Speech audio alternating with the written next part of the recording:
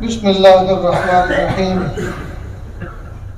الحمد للہ وکفی وسلام علی عبادہ الذین اصطفی اما بعد اعوذ باللہ من الشیطان الرجیم بسم اللہ الرحمن الرحیم وذکر فإن الذکری تنفع المؤمنین سبحان ربک رب العزة عما یصفون وسلام علی المرسلین والحمد للہ رب العالمین اللهم صل على سيدنا محمد وعلى آل سيدنا محمد وبارك وسلم اللهم صل على سيدنا محمد وعلى آل سيدنا محمد وبارك وسلم اللهم صل على سيدنا محمد وعلى آل سيدنا محمد وبارك وسلم. رب کریم کا کروڑ شکر احسان کہ جس رب نے ہمیں دین کی باتیں سننے کے لیے اس جگہ پر جمع فرمایا. یہ عاجز کہا کرتا ہے شادی بیاہوں میں سفر کرنے والے بہت، رسم و رواج پورا کرنے کے لیے سفر کرنے والے بہت، موج مستی کے لیے سفر کرنے والے بہت، لیکن اللہ کی محبت میں سفر کرنے والے بہت کم. آپ لوگ جو یہاں چل کر آئے ہیں یہ صرف اور صرف اللہ کی محبت پر چل کر آئے ہیں. اللہ تعالیٰ اس محبت اور اس نسبت کی لاج رکھے اور اللہ کسی کو محروم نہ فرمائے. دوستو، پہلے زمانے کے مقابلے میں آج کے دور میں اللہ پاک نے اسباب کی فراوانی کی. پہلے زمانے میں گرمی لگتی تھی، بادشاہ وقت بھی ہاتھ سے پنکھا چلتا تھا. آج کے دور میں اللہ پاک نے آٹومیٹک خود کار پنکھے بندوں کے ذریعے سے ایجاد کروائی اور بندوں کی ضرورتیں پوری ہوتی ہیں. بہترین ایئر کنڈیشن ہیں، فریزر ہیں، پنکھے ہیں. یہ اللہ رب العزت کا نظام بنا. اتنے بڑے مجمع تک آواز پہنچانے کے لیے پہلے زمانے میں سوائے منہ در منہ، یعنی ایک آدمی آواز دے پھر دوسرا اس آواز کو آگے پہنچاتا تھا، پھر تیسرا آگے پہنچاتا تھا، اس طرح سے آواز پہنچتی تھی. آج اللہ پاک نے ایسے ساؤنڈ سسٹم بندوں کے ذریعے سے ایجاد کرائے کہ ہم اس میں گفتگو کر رہے ہیں اور بیک وقت ہر کونے میں آواز برابر جائے. بلکہ اگر اس کو انٹرنیٹ کے ذریعے سے لائیو کیا جا رہا ہو تو پوری دنیا میں بیک وقت پوری دنیا میں ہر شخص اس آواز کو سن رہا ہے. اللہ پاک نے کتنی سہولتیں پیدا فرمائی. لیکن ان سب کے باوجود عملی اعتبار سے یعنی اللہ پاک نے اتنے سارے اسباب مہیا فرمائے لیکن ہم ان نعمتوں سے پورا فائدہ نہیں اٹھا پائے. پورا فائدہ نہیں اٹھا پائے. ہم شکوے تو کرتے ہیں جی پہلے طاقتیں بڑی اچھی تھی، دیسی گھی کھایا کرتے تھے، آرگینک سبزی کھایا کرتے تھے اور ان کے کنواں بہت اچھے تھے. ارے ان کے پہلوان دیسی گھی کھاتے تھے لیکن پیدل چلتے تھے، بیل گاڑیوں میں سفر کرتے تھے، سائیکلیں کھاتے تھے. آج ڈالڈا کھاتے ہیں لیکن ہوائی جہاز میں اڑتے ہیں، ایئر کنڈیشن میں سفر کرتے ہیں. اگر جسم کمزور ہے تو اسباب کتنا قوی ہے یہ بھی تو دیکھو. اس کا شکر ادا نہیں کرتے. کئی مرتبہ اس موضوع پہ بات چھڑتی ہے کہ پہلے لوگوں نے دیسی گھی کھائے، دیسی غذائیں کھائیں. پہلے لوگوں نے مٹی کھودی، تانبا نکالا، دیگ بنائی، چاول کھا کے چلے گئے. اور آج کے لوگوں نے ڈالڈا کھایا اور اسی تانبے سے آئل بنائی، پنکھے چلائے، ایئر کنڈیشن بنائے، فریزر بنائے. جی ڈالڈا گھی کھا کے. پہلے لوگوں نے دیسی گھی کھا کے ریل گاڑا بنایا. آج کے لوگوں نے ڈالڈا گھی کھا کے ریل گاڑا بنایا. تو اللہ رب العزت نے اگرچہ جسم کے اعتبار سے آج کے دور میں انسانوں کو کمزور بنایا لیکن اسباب کے اعتبار سے اللہ نے قوی بنایا. تو اس اسباب کا شکر تو ادا کرنا چاہیے. خیر، یہ آج اصل جس موضوع پہ بات کرنا چاہ رہا ہوں یہ کہ اتنے سب کچھ اسباب اور اللہ کی نعمتیں ہونے کے باوجود ہماری عملی زندگی کا پہلو بڑا کمزور ہے.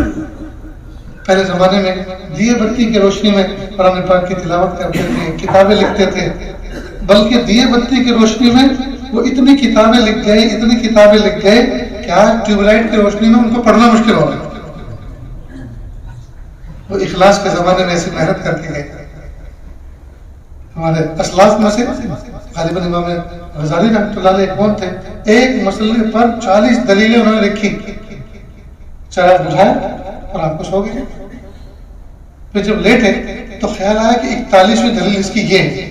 اب چراغ تو گل ہو چکا تھا، پڑوس کے باڑے میں گئے، اس میں چولہے میں پھونک ماری، پھر وہاں سے چنگاری سے انگارہ بنا، چنگاری سے شعلہ بنایا، اس شعلے سے چراغ جلایا، سنبھال کے لائے اور اس کو رکھ کر اس کے بعد قلم دوار سنبھالا اور وہ 41ویں دلیل لکھی. ان کے زمانے میں اگر یہ نعمتیں ہوتی تو پتہ نہیں کیا کر کے رہتے. تو جسم کے اعتبار سے ہم لوگ کمزور ہیں لیکن اسباب کے اعتبار سے قوی ہیں. اللہ پاک نے ڈھیر ساری نعمتیں ہمیں عطا فرمائیں لیکن ہم ان نعمتوں کی قدردانی نہیں کرتے اور نعمتوں کا صحیح استعمال نہیں کرتے. ہمیں جب اللہ سے ہم بھیک مانگیں اور اپنی ضرورتیں مانگیں، اللہ سے سوال کریں، اس میں سے یہ بھی مانگیں میرے پیارے اللہ نعمتیں دیجیے اور نعمتوں کی قدردانی کی توفیق عطا فرمائیں. یہ بھی تو ہم اللہ سے مانگیں.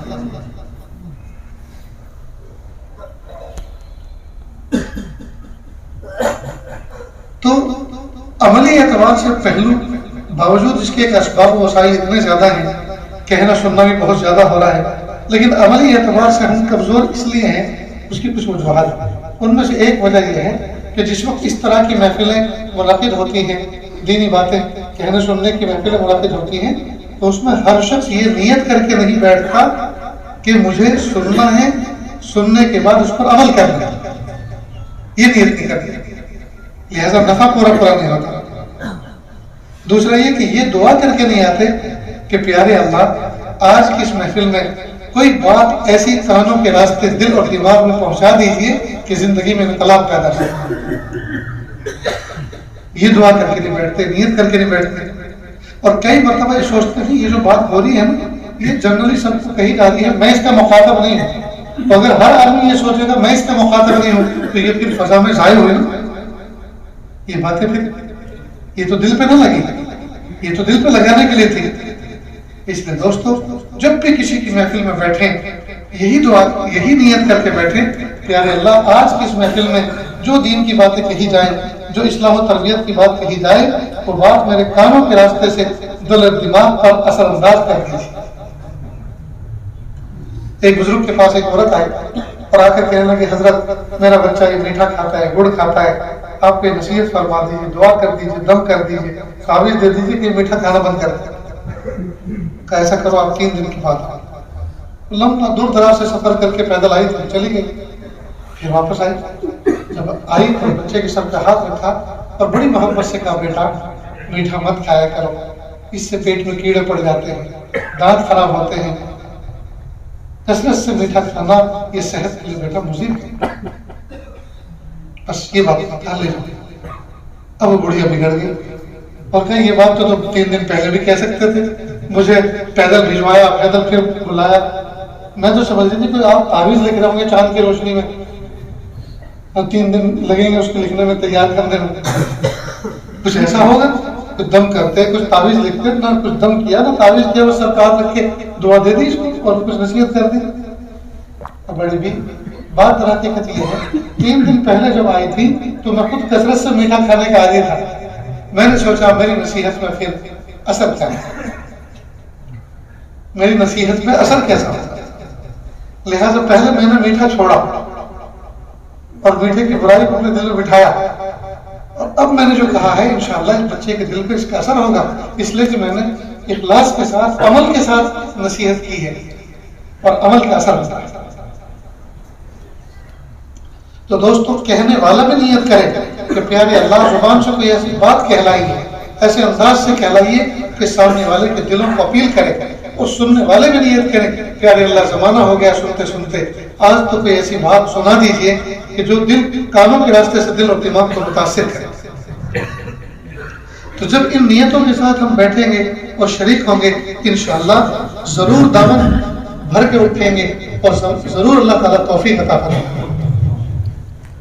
اللہ کے محبوب صلی اللہ علیہ وسلم کی 63 سال کی عمر تھی، 40 سال کی عمر میں نبوت ملی.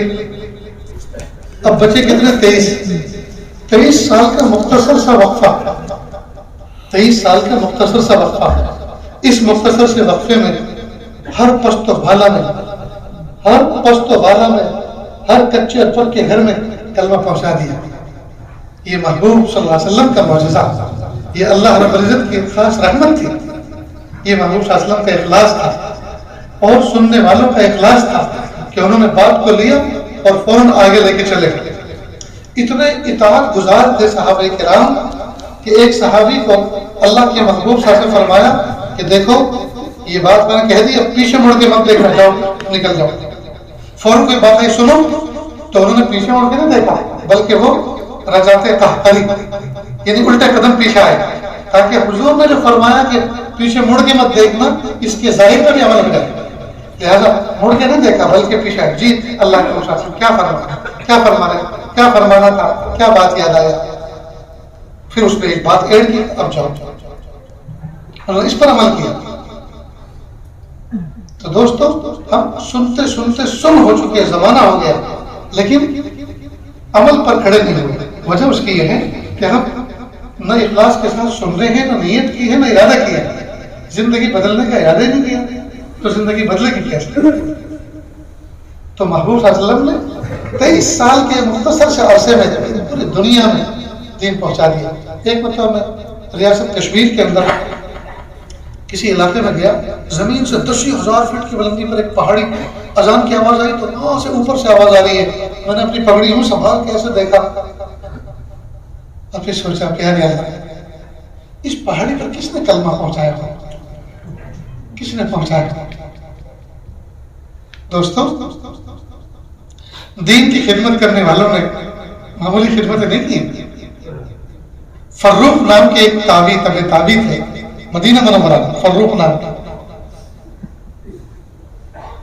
ترکی کا علاقہ فتح کرنا تھا، یہ ترکی کا علاقہ ان کے ہاتھوں پر فتح ہوا. انہوں نے اپنے بیوی کو 10,000 درہم یا 20,000 درہم کی ایک تھیلی باندھ کے ان کو دی کہ لو پکڑو اور میں چلا اللہ کے راستے میں. شمشیر و سنان اٹھائی، گھوڑے پر بیٹھے تو اہلیہ نے کہا دیکھو میں اپنے رحم کے اندر ایک وجود محسوس کر رہی ہوں، یعنی میں خود امید سے ہوں. کہا تو اور تیرا حمل میں نے اللہ کے حوالے کیا، تجھے اور تیرے حمل کو میں نے اللہ کے حوالے کیا. اور اتنا کہا آیا تو آ جاؤں گا، نہیں آیا تو اللہ کے حوالے. اللہ حافظ، نکل گیا.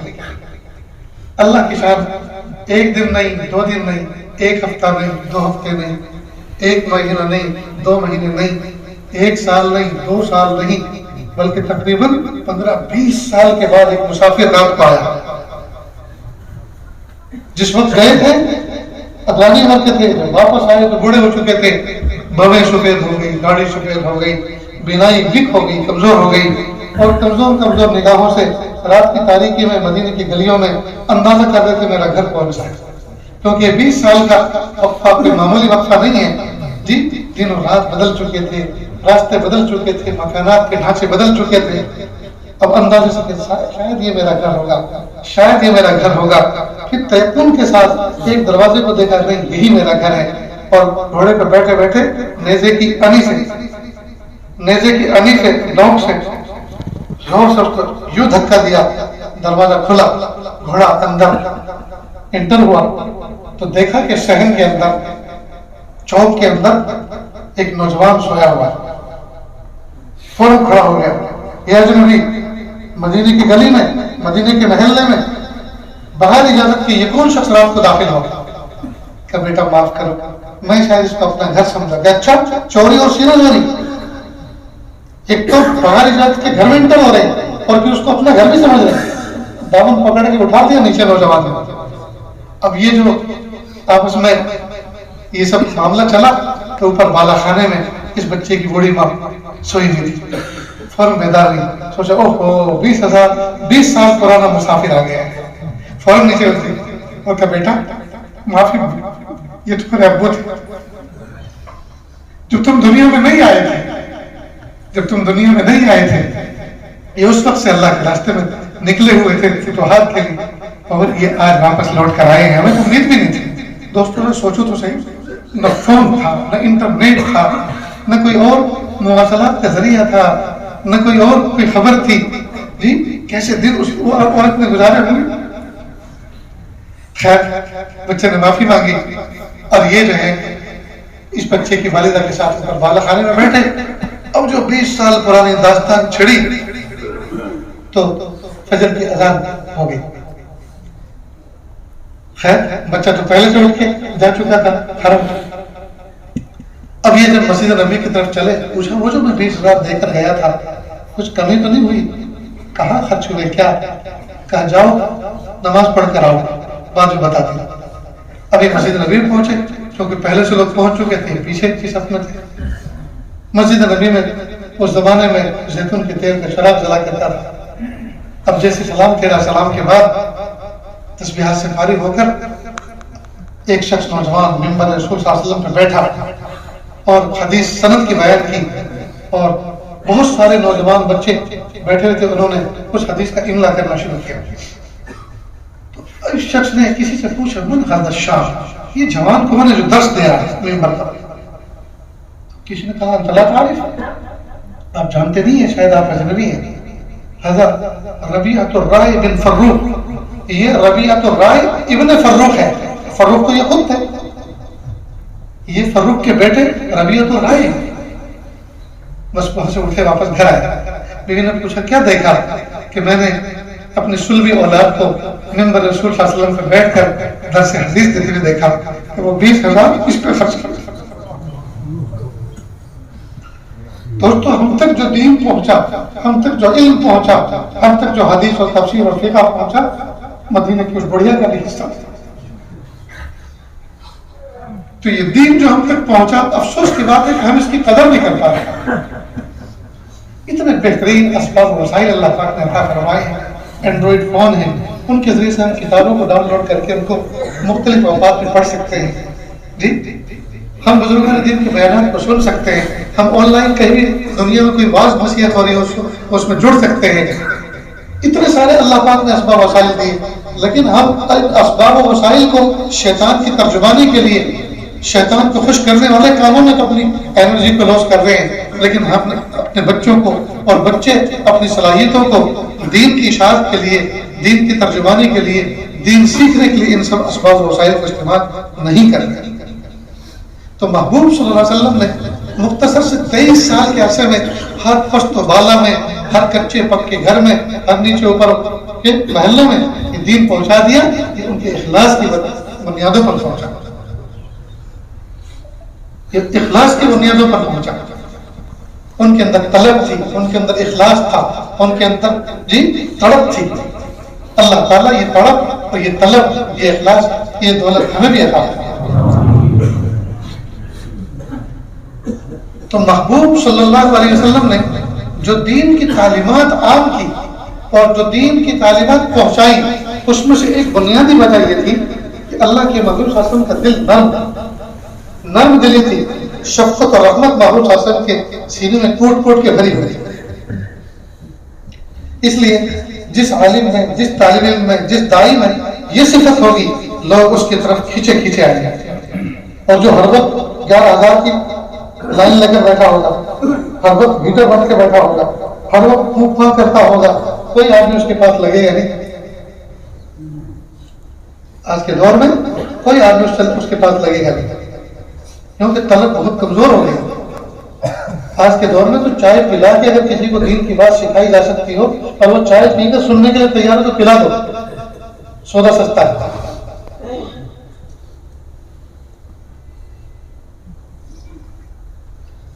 اللہ کے محبوب صلی اللہ علیہ وسلم کا دل نرم تھا. کتنا نرم تھا دیکھیے. محبوب صلی اللہ علیہ وسلم کے پاس ایک نوجوان آیا اور آ کر کہنے لگا کہ اللہ کے محبوب صلی اللہ علیہ وسلم میرے دماغ کے اوپر شہوت کا بھوت ہے یعنی شہوت کا اثر ہے آپ مجھے زنا کی اجازت دیجیے. کتنا خطرناک گناہ. کسی کی آبرو لوٹنے کی اجازت مانگ رہے پرمیشن مانگ رہے مجھے زنا کی اجازت دیجیے. کس کے سامنے؟ وہ ذات نبی جس کے سامنے فرشتے بھی سر مارے اس سے کہہ رہے مجھے زنا کی اجازت ہے. اللہ کے محبوب صلی اللہ علیہ وسلم نے یہ نہیں کہا میرے سامنے جو نا اپنے صحابہ کی طرف اشارہ کرتے اس کا بھوت اتارو صاحب خبر لو جی اور ہوئے نہ حالت تمہارے باروں کا اعظم. لیکن نہیں محبوب صلی اللہ علیہ وسلم نے بہت پیارے انداز سے اس سے کہا بیٹا ایک بات یہ بتاؤ کہ اگر یہی اجازت کوئی آدمی مجھ سے تمہاری بہن کے ساتھ یہ عمل کرنے کے لیے تو ہرگز نہیں، ماں کے ساتھ کہ خبردار ہرگز نہیں، کہ وہ بھی کسی کی بہن ہوگی، وہ بھی کسی کی ماں ہوگی۔ بس ایسی باتیں کہی نفسیاتی طور پر کہ جس ماں جس بہن کا تصور آ کر اچھے اچھے اندر کے جذبات جو ہیں سرد ہو جاتے ہیں اور آدمی بھول جاتا ہے، شیطانیت دور ہو جاتی ہے اور آدمی کا ضمیر اس کو اپیل کرتا ہے۔ پھر اس کے بعد اس کے سینے پہ ہاتھ رکھا، سینے پہ ہاتھ رکھا اور سینے پہ ہاتھ رکھ کر محبوب صاحب نے دعا دی، اللہم اغفر ذنبہ وطہر قلبہ وحسن فرجہ، اللہ اس کی مغفرت فرما، اللہ اس کے گناہوں کو معاف فرما اور اس کے دل کو پاک فرما اور اس کی شرمگاہ کی حفاظت فرما۔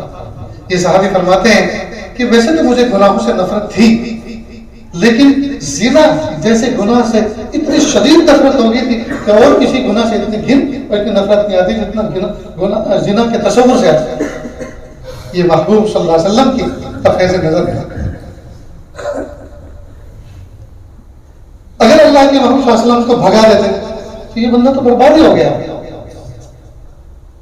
بھگا دیتے، کوئی ایسا جملہ کہتے تھے بد دعائی یا کوئی ایسا جس کو تو کباڑا ہو گیا، لیکن محبوب صلی اللہ علیہ وسلم نے نہ یہ کہ اس کی اصلاح فرمائی، جتنے اصلاح کا کام کرنے والے ہیں سارے لوگوں کے سامنے ایک مثال قائم فرما دی کہ جب کوئی ایسا ڈینجر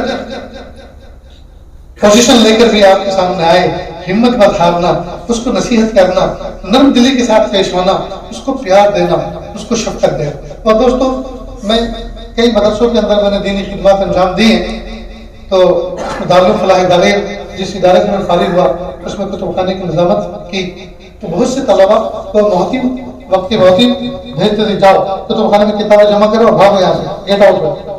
اب وہ بچے میرے پاس کتابیں جمع کرنے کے آئے تو میں فوراً کتابیں جمع نہیں کرتا، بلکہ اس بچے کی فہمائش کرتا، سمجھاتا کہ بیٹا کیوں کتابیں جمع کرنا ہے، کہ محتم صاحب نے بھیجا، انہوں نے کہا آج تک نہیں بھیجا تو آج کیوں بھیجا، کسی اور کو نہیں بھیجا آپ ہی کو کیوں بھیجا، معلوم ہے تم نے کوئی گستاخی کی ہوگی، تم سے کوئی غلطی ہوئی، تم نے نہیں کی، تم سے کوئی غلطی ہو گئی، تو اس کا حل تو کتابیں جمع کرنا نہیں ہے، اس کا حل تو معافی مانگنا ہے۔ پھر میں اس کو سمجھاتا، پھر اس کو داؤ پیچ بتاتا کہ ابھی محتم صاحب گھر میں ہے، ابھی جاؤ گے تو ہو سکتا ہے مار پٹائی پہ بات اتر آئے، بات پہنچ جائے، ابھی مت جانا۔ جب وہ گھر جائیں گے تو گھر میں ہر آدمی نارمل ہو جاتا ہے، اس لیے وہاں دروازے پہ جا کے دستک دینا اور وہاں نظامت کے ساتھ معافی مانگنا۔ بعض بچے میں نے اپنے ہم اثر اساتذہ سے چیلنج کر رکھا، جو بچہ انتہا بگڑا، بعض بچے ایسا ہوتے ہیں مدرسے کے محتم سے لے کر استاد تک سب کے ناک کو بند کر کے رکھتے ہیں اور وہ ڈون قسم کے ہوتے ہیں، تو میں نے کہا کتنا ہی بگڑا بچہ تو میرے پاس ہے۔ ایسے ہی ایک بچہ آیا، آنکھیں اس کی سرخ، انداز اس کے بدلے ہوئے، میں نے کہا بیٹا قریب آ اور قریب آ، پھر میں نے اس کے کندھے پہ ہاتھ رکھا، پھر اس کے سر پہ ہاتھ رکھ کے دعا پڑھی، بس اس کے تو گرم گرم آنسو ٹپکنے شروع ہوئے، اس لیے کہ یہ پیار تو اس کو کسی نے دیا ہی نہیں تھی، یہ محبت تو اس کو کسی نے دی نہیں تھی، جس نے اس سے بات کی تھی مار پیٹ کر کے کی تھی، جس نے اس سے بات کی تھی دھمکا کر کی تھی، سدھار دوں گا کیا سمجھتا ہے اپنے آپ کو، کہاں پہ تو دادا ہے یہ، اب اس انداز سے اس سے ٹون میں بات کی تو وہ تو ظاہری بات ہے وہ دبنے والا ہی تھا۔ نہ جانے کتنے بچے ایسے جو کتابیں جمع کرنے کے لائے اور جمع کر کے چلے جاتے تو شاید نفس و شیطان کے ہتھے چڑھ جاتے اور پھر کبھی وہ پڑھنے والے تھے۔ آج وہ بچے الحمدللہ عالم بنے اور کسی نہ کسی دینی درجگاہ سے وابستہ ہو کر دین کی خدمت انجام دیں۔ میرے بھائی ہمت نہ ہارے، نہ ماں باپ اولاد سے ہمت ہارے، نہ استاد شاگردوں سے ہمت ہارے، نہ کوئی مصلح، نہ کوئی مبلغ اپنے ماتحتوں سے ہمت ہارے، بلکہ نظر اللہ کی ذات پر رکھے اور انداز وہ اپنائے جو محبوب نے اپنائے، طریقہ وہ اپنائے جو محبوب نے اپنائے، اس لیے کہ جس کام کو لے کے بیٹھے اس کام کو محبوب نے 1400 سال پہلے کیا، اصلاح کا، ہدایت باتیں کہنے کا اور اصلاح کا یہ کام 1400 سال پہلے محبوب کر کے کامیاب زندگی گزار کے جا چکے۔ ہم اسی طریقے کو نقل کرنے میں ہم آگے بڑھیں گے تو کامیاب ہوں۔ اور یاد رکھنا دوستوں، یہ پورا کا پورا دین اسلام یہ نقل ہے صحابہ اور محبوب صلی اللہ علیہ وسلم کی، اور نقل ہی اصل ہے، نقل ہی اصل ہے۔ وہی تو دنیا کے امتحان میں ایگزام میں نقل مارنے سے کامیاب ہو جاتے ہیں، پاس ہو جاتے ہیں، تو کیا محبوب صلی اللہ علیہ وسلم کی نقل ماریں گے تو آخرت کے امتحان میں کامیاب نہیں ہوں گے؟ دنیا کے امتحان کے ایگزام کے سوالات اگر آؤٹ ہو جائیں تو چادر اوڑھ کے سوتے ہیں لمبے پیر کر کے، بھائی پیپر تو آؤٹ ہو چکا جی، اگر میں 3 سوال ہوں گے اس کا پیپر آؤٹ ہو چکا ہے، اس کی کوئی تیاری نہیں. اب کوئی سوچے من ربک وما دینک ما تقول هذا الرجل، اللہ تمہارا رب کون ہے، تمہارا دین کیا ہے، اس شخص کے بارے میں کیا کہتے ہو. یہ سوال تو معلوم ہو گیا تو جواب دیں گے؟ نہیں، صرف معلومات کی بنیادوں پر سوال نہیں دیے. سوالات کے جوابات قبر میں جب فرشتے پوچھیں گے تو ذہن میں نہیں آئیں گے، بلکہ معمولات کی معلومات کی بنیادوں پر نہیں، معمولات کی بنیادوں پر یاد آئے گا. جب آدمی اللہ کو ایک مانے گا، اس کے سامنے سجدے کرے گا، نمازیں پڑھے گا، تلاوت کرے گا، ذکر کرے گا، اللہ کے احکام پہ عمل کرے گا، حضور کی سنت کی اتباع کرے گا، تو جب سوالات کیے جائیں گے تو ان اعمال کی برکت سے اللہ تعالیٰ اس وقت سجھائیں گے، یاد دلائیں گے، یہ کہو، یہ کہو، یہ کہو. یہ بھول جانا کہ سوالات تو پیپر آؤٹ ہو چکا اور ہمیں اتنا تو پتا ہے کہ اللہ کون ہے، نبی کون ہے اور ہمارا دین کیا ہے، یہ تو ہم جواب دے رہے ہیں. نہیں، وہی شخص جواب دے سکے گا جس کی پوری زندگی ان سوالات کے مطابق، تیاری کے مطابق زندگی گزری ہوگی. اتنی بات یاد رکھنا دوستوں. تو ہمیں چاہیے کہ ہم دین کا کام کرنے میں، دین کی اشاعت کرنے میں اللہ کے محبوب صلی اللہ علیہ وسلم کا طریقہ اپنائیں. تو محبوب صلی اللہ علیہ وسلم کی ایک خوبی یہ تھی، محبوب صلی اللہ علیہ وسلم کا دل نرم تھا. ہمیں اپنے دل کو نرم کرنا ہوگا، دل کو نرم کرنا ہوگا، محبت اور شفقت اور پیار سے اپنے دل کو بھرنا ہوگا. پھر جب ہم اس جذبے کے ساتھ جو بات کہیں گے سامنے والے کے دل پر اثر پڑے گا اور بندہ بات باندھنے کے لیے تیار ہے.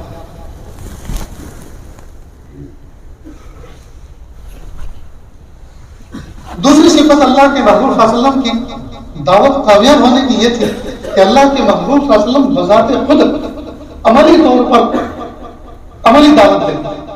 یعنی ایک تو یہ ہے کہ بھائی ہدایت پر آ جاؤ، ایک تو یہ ہے کہ آپ جو ہے نماز پڑھو، ایک تو یہ کہ آپ قرآن پڑھو، اور ایک یہ کہ اللہ کے محبوب صلی اللہ علیہ وسلم جو کہتے تھے وہ خود کرتے تھے.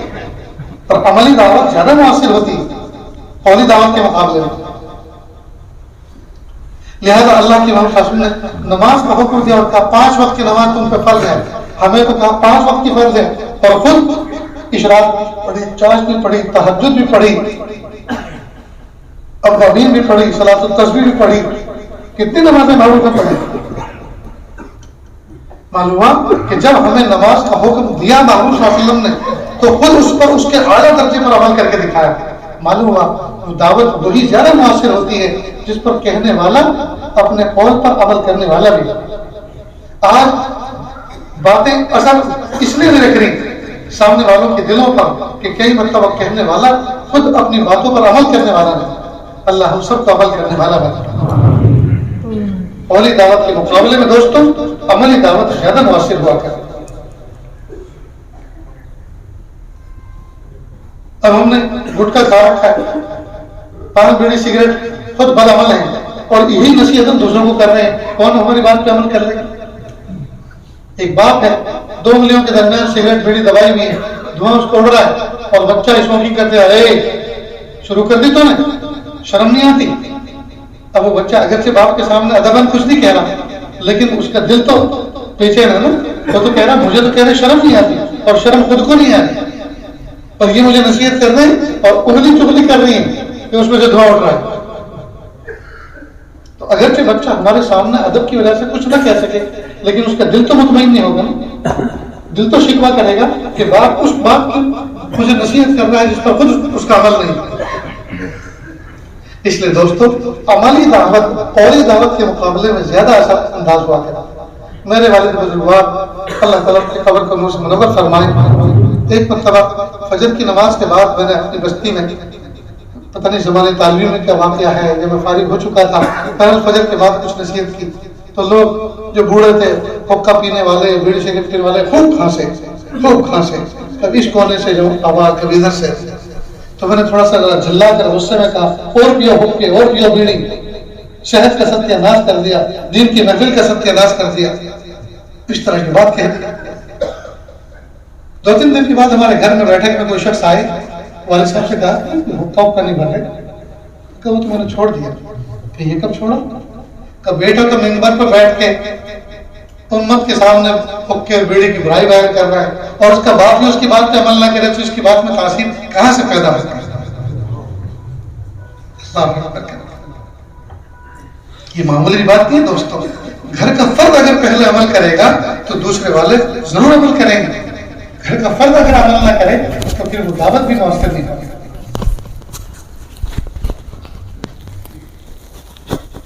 تو اللہ کے محبوب صلی اللہ علیہ وسلم نے جس بات کا امر لوگوں کو کیا، جس بات کی دعوت لوگوں کو دی، سب سے پہلا عملی نمونہ اس کا خود کر کے دکھایا. مثلا محبوب صاحب نے فرمایا روزے رکھو. اللہ پاک نے 1 مہینہ روزہ رکھنے کا حکم دیا تو جہاں لوگوں کو 1 مہینہ فرض روزوں پر ابھارا، خود کا حال یہ تھا ہفتے میں 2 روزے رکھتے تھے، پیر کے دن، جمعرات کے دن جی، اور ایام بیس چاندنی رات کے جو دن ہوتے ہیں ان میں روزے رکھتے تھے. 15 شعبان کا رکھتے تھے اور نہ جانے کتنے روزے رکھتے تھے. تو دیکھیے ہمیں تو کہا 1 مہینے کے روزے رکھو اور خود 1 مہینے کے بھی رکھے اور اس سے زیادہ رکھ کے دکھائے، ششیر کے روزے رکھ کے دکھائے. محبوب صلی اللہ علیہ وسلم نے جو دعوت دی اس کا پہلا اس پر اپنے اوپر اس کو اپلائی کر کے دکھایا. عملی دعوت محبوب صلی اللہ علیہ وسلم کا عملی پہلو مضبوط تھا. زکوٰۃ کے بارے میں حکم دیا، زکوٰۃ کے بارے میں حکم دیا. امت کو تو کہا 40واں حصہ دو جی، 100 روپے پہ 2.5 روپے. امت کو تو کہا 40واں حصہ دو اور خود کا حال یہ تھا کہ ضروریات زندگی کے لیے کم سے کم درجے کی جو چیزیں استعمال اب آ سکتی ہے بس وہ استعمال کی، باقی سارا کا سارا امت پہ لوٹا دیا. اس لیے دوستوں ہم یہ تو تذکرہ کرتے ہیں اللہ کے محبوب صلی اللہ علیہ وسلم کے گھر میں ایک دن تک چولہا نہیں جلتا تھا، اللہ کے محبوب صلی اللہ علیہ وسلم گھر میں فاقے رہتے تھے. تو گویا محبوب کی ہم غربت بیان کرتے ہیں، حقیقت میں محبوب غریب نہیں تھے. 100 اونٹ آج تک کسی مالدار نے ذبح کیے حج کے موقع پر؟ 100 اونٹ مجھ سے پوچھو، اللہ نے بارہا مجھے حج پہ بلایا ہے. بڑے بڑے مالداروں کو دیکھا، کہتے تھے ہاں قربانی کا کیا ریٹ چل رہا ہے بھائی، ایک 300 لے رہا ہے، ایک 350 لے رہا ہے. وہ 300 والا کون ہے، ذرا اس کا نمبر ملے گا؟ بڑے بڑے مالدار سستا ڈھونڈتے ہیں اور شیر ڈھونڈتے بھائی اونٹ میں 7 حصے ہوتے ہیں تو وہ لے لیں گے، ہمارا بھی ایک حصہ لگ جائے. کوئی ہے کیا؟ بڑے بڑے مالدار وہاں جیب سنبھالتے پھرتے ہیں. لیکن محبوب نے 100 اونٹ اللہ کی راہ میں قربان کیے. اللہ کرے قیامت تک کوئی مالدار ایسا نہ ہو جو 100 اونٹ کا اللہ کے محبوب صلی اللہ علیہ وسلم کا اسکور توڑے. کسی کے ذہن میں یہ بات نہ آئے کہ ہمیں 100 اونٹ کو ذبح کرنی ہے تاکہ میرے آقا صلی اللہ علیہ وسلم ایک نمبر پہ ہی رہے.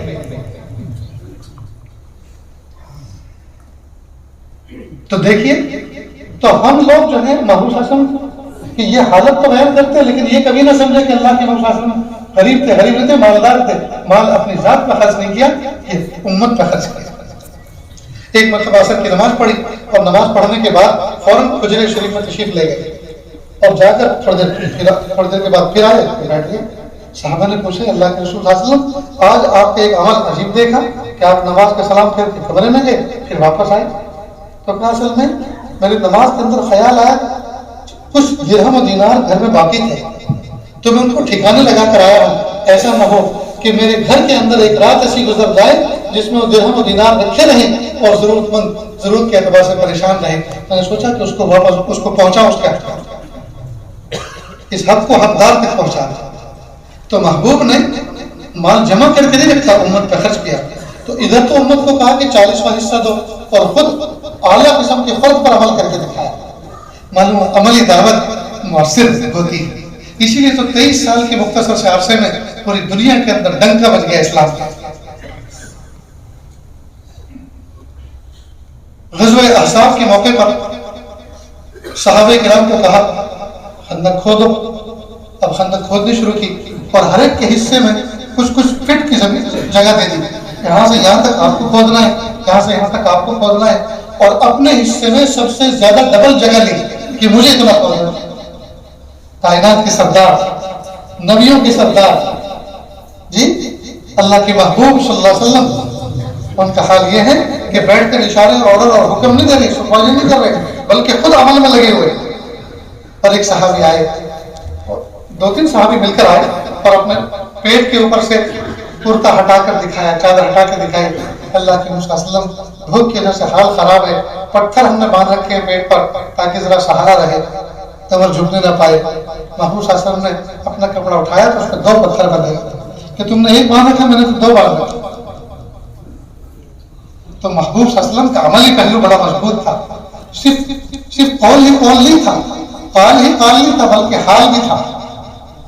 काल ही नहीं था बल्कि साहिब हाल था। इसलिए हमें चाहिए कि हम जो किसी को कह रहे हो उस पर खुद अमल करने वाले बने। आज हमारे बच्चे हमारी बात को क्यों नहीं मान रहे? इसलिए कि बाप और माँ दोनों के दोनों बदपरहेज हैं। जो कह रहे हैं वो खुद करते नहीं। बच्चों को नमाज का हुक्म दे तो रहे लेकिन खुद नहीं पढ़ते। कहाँ से बात मुआसर होगी? बच्चा गाली देता है, उसे डांट रहे हैं लेकिन खुद उससे बड़ी बड़ी गाली देते हैं। और किसको देते हैं? बच्चे की माँ को देते हैं। बताइए बच्चे के अंदर कहां से असर आएगा? इसलिए दोस्तों अल्लाह ताला से हम ये चीज भी मांगे, प्यारे प्यारे अल्लाह हमें इखलास भी अता फरमा, हमें हुजूर की सुन्नत की इत्तिबा भी अता फरमा, हमें खुद अमल की तौफीक अता फरमा, हमारा अमली पहलू मजबूत फरमा कि हमारी जुबान से फिर जो बात भी निकले सामने वाले के दिल पे असर करे। दिल से जो बात निकलती है असर रखती है, पर नहीं ताकत परवाज बगैर रखती है। बात में पर नहीं होते लेकिन उड़ने की सलाहियत रखती है।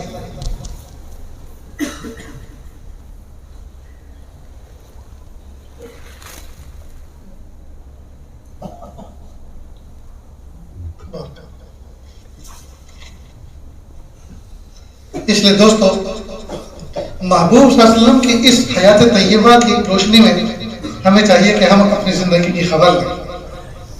हम अपनी जिंदगी की खबर लें। आज हमारा हाल ये है कि हम बिल्कुल अलोल झलोल, पता नहीं हमने दीन किस चीज का नाम रखा है। दाढ़ी बिखरी हुई, टोपी टेढ़ी, एक पैंच ऊंचा एक नीचा, पान की पीक लगी हुई है, कपड़े मैले कुचैले, और ऐसे शख्स को क्या कहते हैं? ये पहुंचे हुए बुजुर्ग हैं, बड़े अल्लाह के वली। ये पहुंचा हुआ बुजुर्ग नहीं, ये पहुंचा हुआ गाफिल आदमी। अल्लाह के महबूब सल्लल्लाहु अलैहि वसल्लम ने इस तरह की बुजुर्गी इख्तियार करने का हुक्म नहीं दिया। अन्नज़ाफ़तु निस्फ़ुल ईमान, अत्तहारतु शत्रुल ईमान, और कमा क़ाल अलैहिस्सलातु वस्सलाम, सफाई तो आधा ईमान है। हम लिबास के एतबार से साफ सुथरे रहें, हम ब्रश करके मिसवाक करके रहें, हमारे मुंह में इलायची हो, हम खुशबू जब गुफ्तगू करें और हमारे मुंह के बफारे दूसरे तक पहुंचे तो हमसे घिन न करें। ये जो मैं असा लेकर चलता हूँ ये अल्लाह के महबूब सल्लल्लाहु अलैहि वसल्लम की इत्तिबा सुन्नत में चलता हूँ अल्लाह की तौफीक से। अब एक मरतबा मेरा असा या तो किसी बुजुर्ग ने ले लिया, गालिबन तो यही है, याद पड़ता है कि कोई आए थे कहा कि ऐसा मुझे दे दिया। अच्छा ये भी अजीब बात है कि जो आदमी की चीज जरूरत की जाती इस्तेमाल की है, कोई आदमी वही मांग ले, कोई उससे हजरत ये अपनी जैकेट मुझे दे दे। अरे भाई मैं क्या करूँगा, ये तो बताओ, ठंडी तो नहीं लगेगी, मुझे नहीं लगेगी मिसाल, क्योंकि हजरत अपनी पगड़ी दे दो। तो आदमी की जो जरूरत की इस्तेमाल की चीज है उसको तो न मांगे। खैर अब वो मैंने आसार दे दिया, अब दे दिया तो फिर किसी बच्चे को पता चला जो मोहब्बत रखता था, उसने कहा था मैं आपके लिए आसा लेकर आया। अब वो आसा लेकर आया, आसा क्या था? चारपाई का पाया, जैसे चारपाई के पाए में टहल और ये सब डिजाइन होता है इतना मोटा। मैंने कहा भाई देख, मैं अल्लाह के महबूब शासन की इत्तिबा मैं ये लेके चल रहा हूँ, मुझे कोई बाबागिरी नहीं करनी है, कोई बाबागिरी नहीं करने के खाब का पाया मैं लेके चल। तो उसको ये लगा कि हजरत को ये पसंद नहीं आया, और वाकई बात सही थी, पसंद नहीं आया। दोबारा वो लेकर आया लोहे का, MS का, और MS का वो लाया, वो भी ऐसे जैसे रेलिंग होती है ना, रेलिंग में वो जो थमली होती है उसकी, उसको डिजाइन बने होते हैं, वो चारपाई के पाए की तरह उसमें पहल बनी हुई होती है, उस तरह का। मैंने कभी आपको कहा किसने ऐसा लाने के लिए? अल्लाह मेरे लिए ऐसे का इंतजाम कर देगा, आप छोड़ो इसको। तीसरी मरतबा हिम्मत नहीं आ रहा, वो बड़ा अज़्म हिम्मत वाला, तीसरी मतलब एसेस करना। मैंने कहा अब क्या करके लाए, तो इसी असी से तुम्हारी पिटाई करें।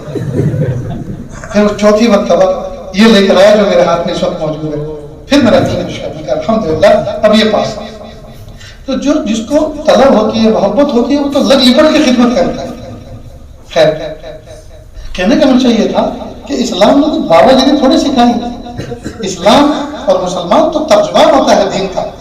اس کا بولنا دعوت، اس کا چلنا دعوت، اس کا پہننا دعوت، اس کا بیٹھنا دعوت، اس کا سونا دعوت، یہ مومن شرافت دعوت، اس کی باڈی لینگویج یہ شرافت دعوت.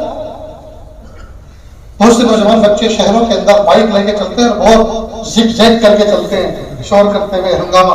اچھے جس کے پاس سے گزرے اس کے دل کی دھڑکن بڑھ جائے.